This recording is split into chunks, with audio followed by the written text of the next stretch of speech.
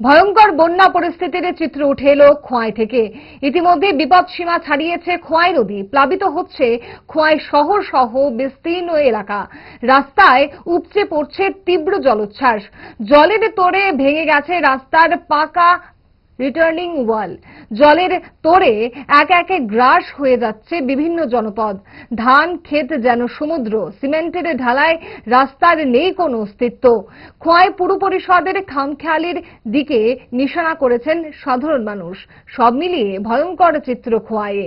অপরদিকে টানা বৃষ্টিতে বন্যার কবলে 17টি পরিবার উঠেছেন অপেক্ষাকৃত নিরাপদ স্থানে। ধলাই জেলার ছাউমনু ব্লকের ধন্য রামকার বাড়ির পাড়ায় বাড়িঘরে ঢুকে পড়ছে জল। সাত সকালে বাক্স পেটরা গুছিয়ে নিরাপদ আশ্রয়ের দিকে ছুটতে দেখা গেল জনজাতি অংশের বর্ণাঢ্য মানুষের।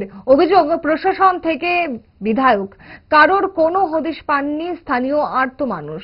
এই বন্যা পরিস্থিতি নিয়ে কি জানাচ্ছেন খোয়াই সহ ধন্য রামকার বাড়ির পাড়ার মানুষ, দেখুন।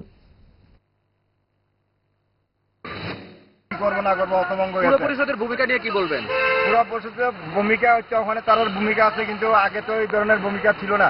কিন্তু যদি থাকতো তাহলে কিন্তু এই যে আগের যে পুরানা ড্রেনগুলি আছে এই ড্রেনগুলি পরিষ্কার করে দিলে এই জলটা কিন্তু নামা যেত না। এই শরণার্থী রইয়া আমার তো তিন পরিবার আইছে এখানে। কোন সময় আইছেন আপনারা? সকালে। কেউ আইসেনি? এমএলএ কেউ আইসেনি? আইছে না তো, আইছে না, আইছে না। এসডিএম থেকে ফোনও কেউ আইসে না? একজনও আইছে না। তারপরে এই আপনারা কয়টার সময় আইছেন এখানে?